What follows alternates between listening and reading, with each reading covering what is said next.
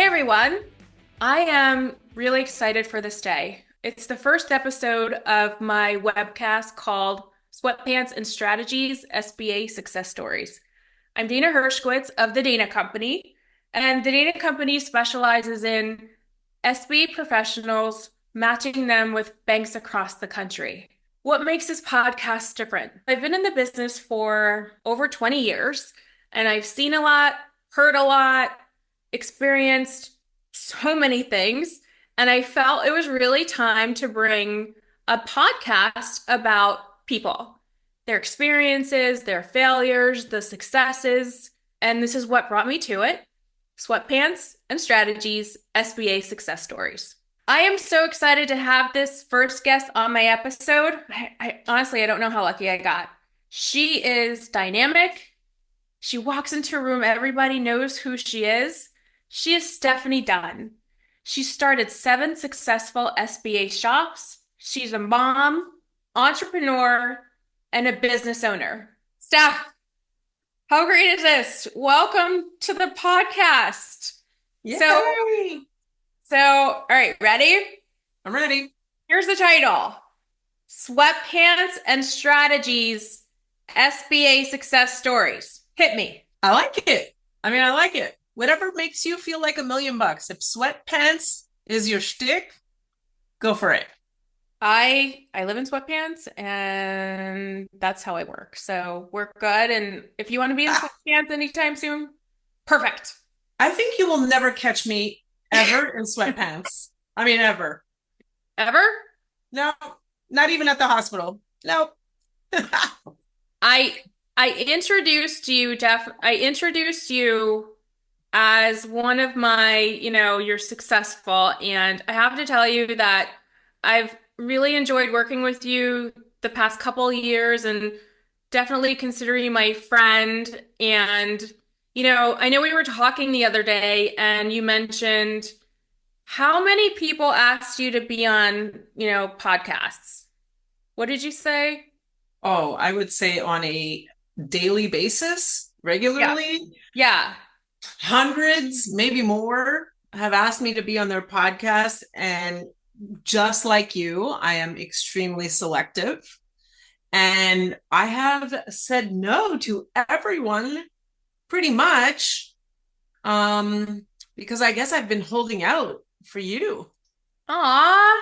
So I know I'm lucky, so tell me, like, how did I deserve this? What about this? I know we talked about it, but, tell everybody. Like, I'm on it. I don't know. I think I'm just more about setting ourselves apart, what the real deal is, putting stuff out there that's value add and actually different. And that's the hardest part of everything, right? That's the hardest part of what we do in work, life, and is trying to put stuff out in the world and in the universe that's actually unique and beneficial and positive. That's what we all want, right? Yeah. And I think in our industry, it's, this is going to be something different where not to compare myself, but this is going to be great. And so this is leading me into you. I want to know your story. So we're going to start off. You ready, Steph? I'm ready. All right. How- I'll follow how- your lead. I'll follow your lead. I'll follow you anywhere. I'll follow you at the conference and go like, no, sorry. I love it. I And know. vice versa. No. Yeah. Definitely want to know, how did you get to where you are today? I don't know. What do we call it? Good luck, No, bad luck? Which one? No. Uh, I that's not would true. say, no, I have to say, like everything I've ever done in my, let's just say career wise, I always follow my heart and my gut. And every single day of my entire, what call it 25-year career, I ask myself this question at night when I put my head on my pillow. Did I want to be here? Did I do the best I could possibly do? And am I always paying it forward and think of others? Like those are my 3 rules in life. And here I am now, 25 years later, and that's been my guiding principle is, am I doing what I want to do? Do I love it? And am I helping others? And then everything else falls into place. Right. I get it. And you do love what I'm just, you do love what you do. And Yeah. you love is, working in the SBA, you help, tons of people every year and you're busy, which is what makes you you. And so, Yeah. And the most important thing, though, is the people around me, like you and everyone else that I work with on a daily basis, they genuinely enjoy my company. And it's like every day I'm hanging out with my friends and enjoying my life. And oh, by the way, we're helping others and we're being productive members of our economic society, and we're helping push entrepreneurship here in America. Like these are all things that really make me happy. But also, hey, oh, by the way, I'm surrounded by people I love and respect, and every day elevate my game. it's so fun, right? Yeah, It is so yeah, fun. yeah. Um, It is fun. I want to ask you a question. You ready? Okay, give it to me. A good one. What's it like being a woman in our industry? I would say, hmm. Well, I mean, look, I would say not just our industry. We could really just open it In up to, general, open up to yeah, everyone. what's it like being a woman in business? And then Yes. also being a woman in banking or in finance. Yes. Um, we are probably, I have to say, and I say this regularly, I think our industry, banking or finance, if you would, is behind the curve in terms of just innovation, where we should be in terms of people relationships, client experiences, employee experiences. I mean, when our industry is actually behind healthcare, that's a sad day for us. Right? Right? We should be well ahead of healthcare. I mean, I think the industry of banking is one of the oldest professions, right? It is. The exchange of money. So I think being a woman in this, throw a woman into that, we certainly have a lot more to prove. We have to work harder, be more polished, always be presentable. We can't have a bad day. We can't really be women, let's be honest, Uh, because I agree. you know women are pretty much valued in other industries because we're empathetic, because we're passionate, because we understand other people. Well, in banking, those are all considered flaws. Yes, I agree. I agree. 100%. So then, You tell me, what do you think? I mean, what is, I agree with you 100%. I think that we, as women, I found it hard to start my business because it's very male dominated. But as I went through, it's about getting to know the people, showing up, earning trust, spending time. And I put my words behind my actions. And if I can't, then, I just don't do it. And I think that's what separates, me from, other competitors. It's important to show up and take the time, effort, spend time with the people, just like you do. yep. But we always have to do a little extra. I mean, that's just the reality. The reality is, if it's between us and one of their fraternity brothers, Yep. that's where they're going to go. So if we want to continue to stay ahead, we always have to do more to set ourselves apart so that there is no tie. It should never be a tie. It should be, I choose her because her results speak for herself. And that's kind of, you know what, it's hard to get there as, a woman, just basically in the industry because there's you know, so much background noise that you have to be the next step. And how to get there, how do you get there? Like, Yeah. Yeah. We can't have bad days too. You have a bad day and you come across as overly emotional or dramatic, all the words that go along with being a woman, right? Yes. And oh, it sounds like, she's so dramatic. She's a lot. She's a lot. I've heard before. What would you like someone who's less? Like you tell me which you prefer as your rock star. I want a rock star that's less. Lovely. Okay, well then go for mediocre. So yeah, we certainly kind of have bad days. So it's a daily, every morning, wake up and get ready to perform to the best of your ability. No excuses. No, can't be tired. Can't show it. You just gotta go out every day and win a championship. That's what makes you different. That's why I wanted you here. As, being a success story, it's you. It's Stephanie Dunn. And I'm sure you've come across, 25 years in the industry, failures too. Biggest failure every day is I always feel like I should be doing more with my kids for my kids, right? Yeah. That's again one of the facets of being a woman and a working mother. And so there's that. So every day is, am I doing enough for my kids? Am I balancing as much as I could balance?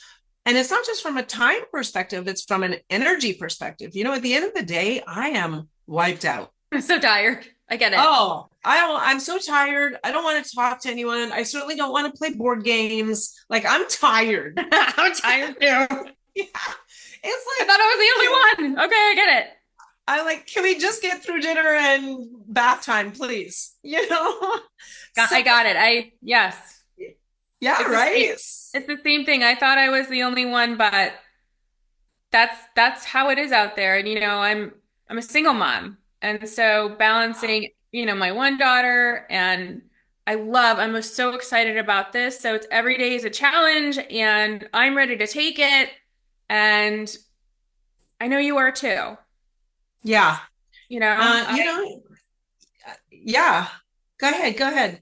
I was just gonna say, with the failures and successes, you just do it. And, your successes are so many.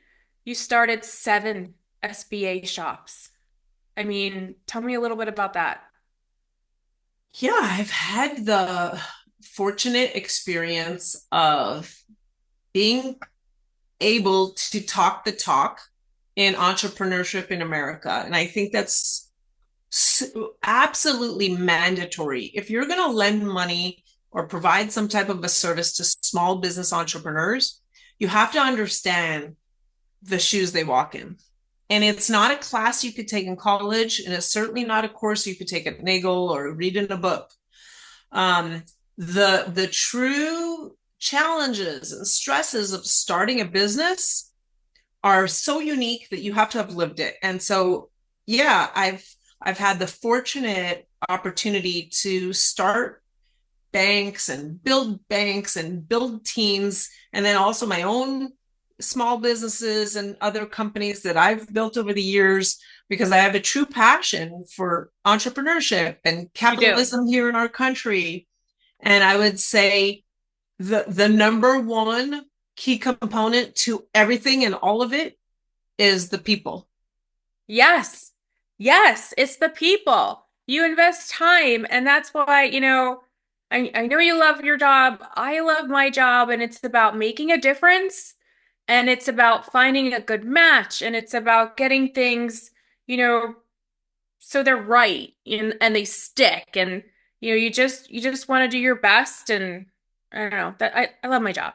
And you know, I've met a lot of people like you, and to be here in the podcast, like telling stories is something nobody's have like they haven't done it. And I thought it was important to, get your story, other people's stories out about, like we said, successes, failures, you know, how do you how do you see, your successes, and, what would you tell other people in your position? Like, how do you get there? Yeah, I would say again, my number one success and what I pride myself on the most is putting together winning teams, but not just about winning Super Bowls. It's about winning teams that take care of each other, take care of the organization, take care of all the customers we serve, that are as passionate as I am about just being better every day. That's my number one, I would say, accomplishment, and the thing I am most proud of is the teams that I've worked with for years and years and years. And I have people on my teams that we've worked together for 20 plus years. So it's a testament when you have teams that have been together for so many years. That's a choice. We all choose to work together because we love, respect each other, and winning is fun. And so when you could be on a winning team year after year after year, there is nothing more gratifying than showing up every day with a bunch of true pros. When you pass the ball, they score. Like, that is fun. That is fun. Very fun. And I would say, back to your previous question, my biggest failure, I would say, I still think about this on a daily basis. The opposite is not fun. No. So I would say if I had to change things in my past or in my career, it would be, if you find yourself in a room and you're the smartest person in the room, you need to change rooms. You need to go to a different room where people are challenging you and are smarter than you, so you could elevate your game. That's like 100%. I mean, it makes sense and it's spot on. I really love that. I really do. And I think that, people are going to listen, and it's something that, needed to be said. And, shoot, in our industry, it's, people are ever changing, SBA is ever changing, Yeah. I don't know how you keep up with the changes and, the election coming up. And so maybe I'd like to get your opinion on how is it going to change? How do you think it's going to impact us in maybe, 6 months? I think this election's a big one for sure. I think either way, there will be economic disruption, major economic disruption. I think the real estate and the housing markets are going to take hits. And so that's going to impact what I do every day and what we all do every day in banking. And so I think it's very important for us to be conscientious, cautious, understand we're in a period of flux in this country from a political, but also an economic perspective. Because either way this election goes, there's economic change coming, period. From estate to tax to, like I said, real estate change. The stock market will take a hit either way. So that's interesting, right? Yeah, to think about. Good. Yeah. So, but again, our country has been built on change and fluctuation, and change to me is always good. Change is needed to continue to evolve and grow, because if you're not growing, you're dying. Those are the two speeds in my world. True. So I think, I'm excited actually for this election. Okay. I kind of am ready. I want to get it over with. And I believe that the SBA is a very strong and needed program here in America.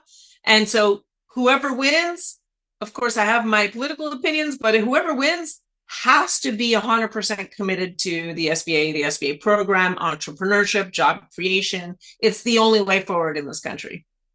So do you think that, moving forward, a couple months after the election, where do you see the SBA, lending purposes? Do you think people are going to be wanting to get SBA loans? Do you think that our industry will slow down? It'll shift, or I don't know.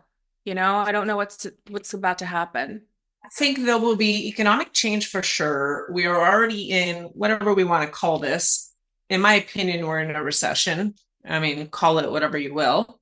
But our economy has never rebounded since COVID. That's my realistic opinion. We've never really rebounded since COVID. Everyone pivoted and changed. but every business I look at still hasn't necessarily rebounded.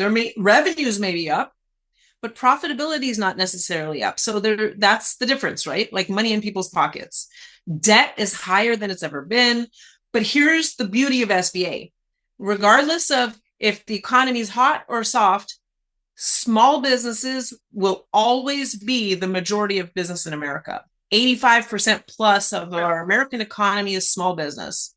And so, regardless of what our global economic footprint looks like, small business in America is our heartbeat. Yep. And will always need capital.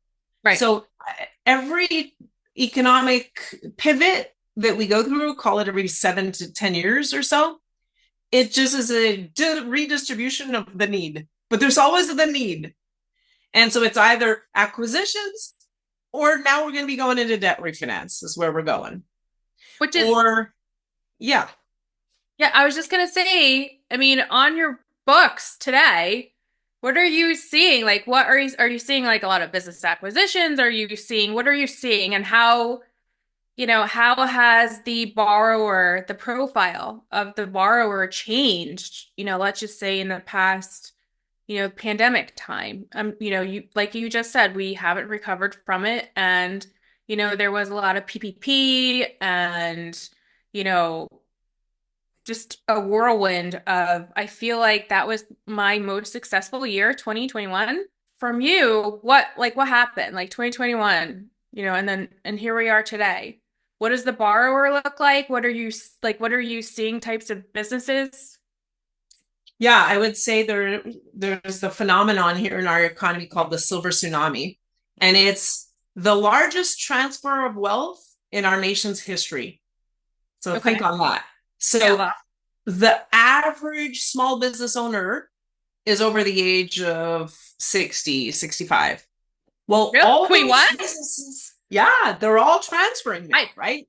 The I baby didn't know boomers that. are ready to retire, and especially since COVID, because it's been hard to Okay. rebound and rebuild and reinvent and technology and adoption and all that. So right now there is that transfer of wealth happening, and that transfer of wealth is going to take place over the next 20 years. So that's job security for us. Yeah, it's true. I Yeah. didn't. So for the next 20 years, we're going to be affecting all of these succession financing, businesses transferring ownership. So we are seeing a ton of business acquisitions. Got it. And it's the I'm ready to finally buy the business I've been running, or I'm ready to buy the business from my dad, or my brothers and I are ready to buy our family business, or the manager's ready to buy the business that he's been running. So there we see a ton of business acquisitions, and I see that continuing for the next 20 years. That's actually, you know what? I didn't think that actually.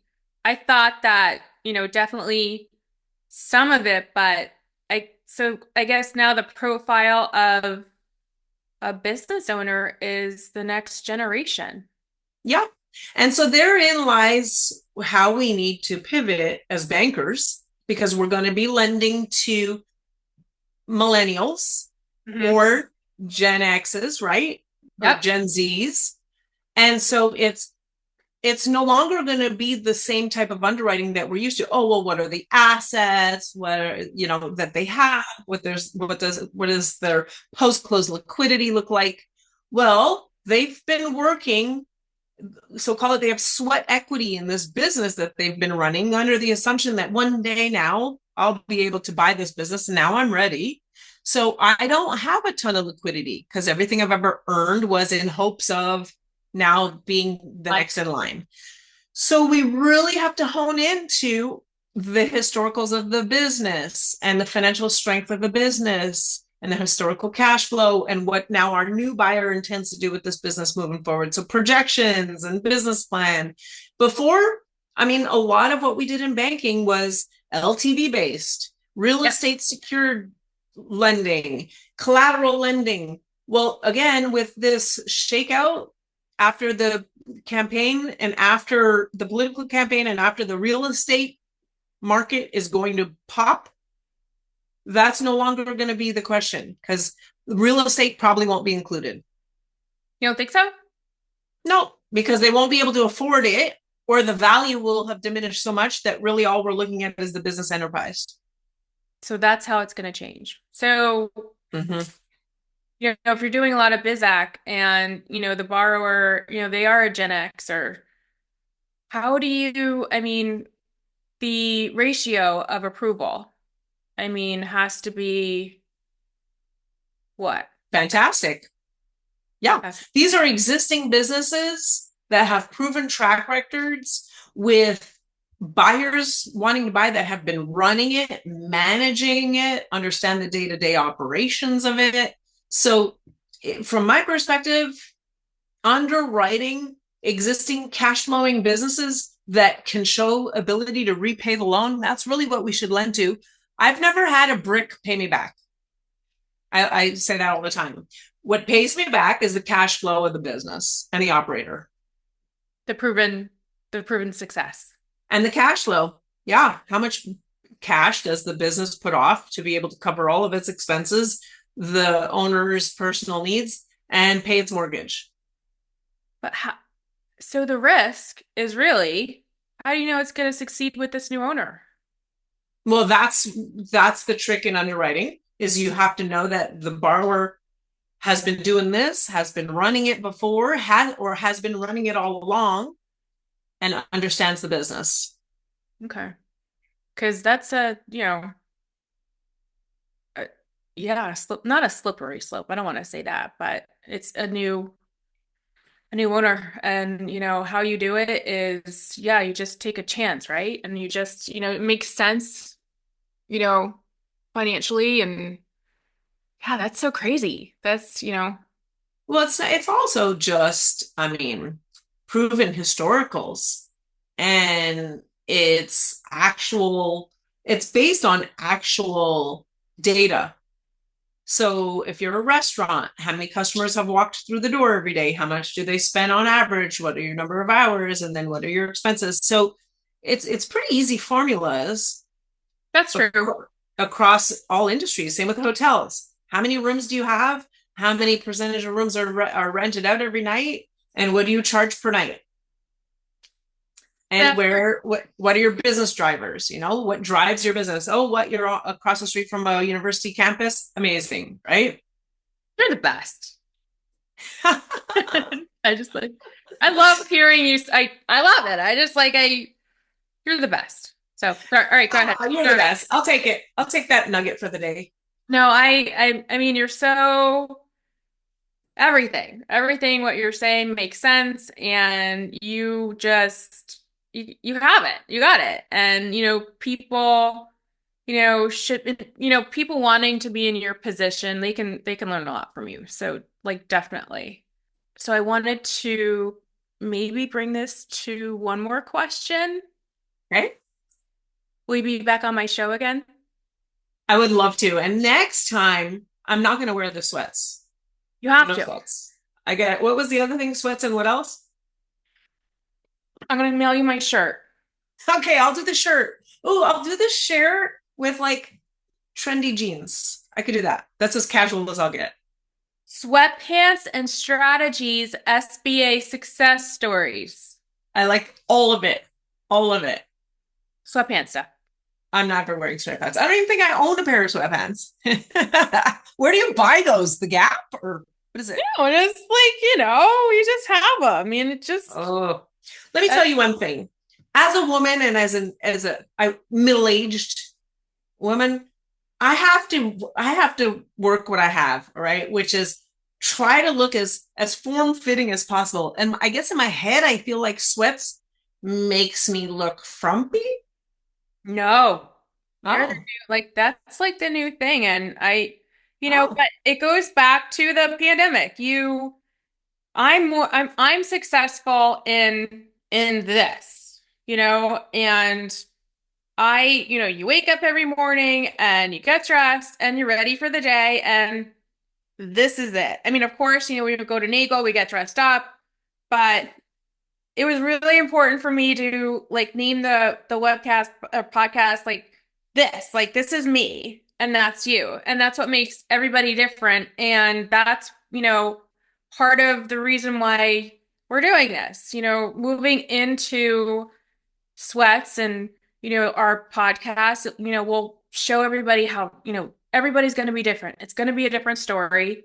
I love the fact that you were my first one and your story is beyond, what I could expect. You're a mom, you're a small business owner, and just managing all of that, I'm tired. I don't know how you do it. So I'm I know it takes a village. That's why you need it. You're only as good as your team because it takes a village. you know what? It really does. And I don't know. We'll see what happens. And I'm excited for the ride. And again, just I'm so happy that you were with me for the first time. Thank you. I'm so proud of you. I'm excited. I'm your biggest fan. I Nope, will I'm your so biggest win. fan. It's not gonna happen. I win. No. That's the best. See, that's what we need. We just need a community of people like this. And could you imagine the relationships and how we can help further our careers together? But that's why I wanted to start this. You're right. That's the whole thing. Starting this is getting the community together, putting the word out about who we are, what we do, what makes us successful, and just moving forward and taking it all in and making it better. I'm with you. Next time, you know what? You do the sweatpants, I'll bring a martini. Okay, deal. Um, Steph, you've been great, and I can't wait to see you in a couple weeks. And I'm just really excited that you did this with me. Thank you. Thank you for having me. I look forward to watching this explode. So I'm along for the ride with you. Well, you're coming back on, right? Yeah. Whenever you want to have me on, I'm in. All right, we'll figure it out. All right. Thank you. Thank you, Steph. That's Stephanie Dunn. If you like what you heard, please like, subscribe, and comment, and I will see you next week.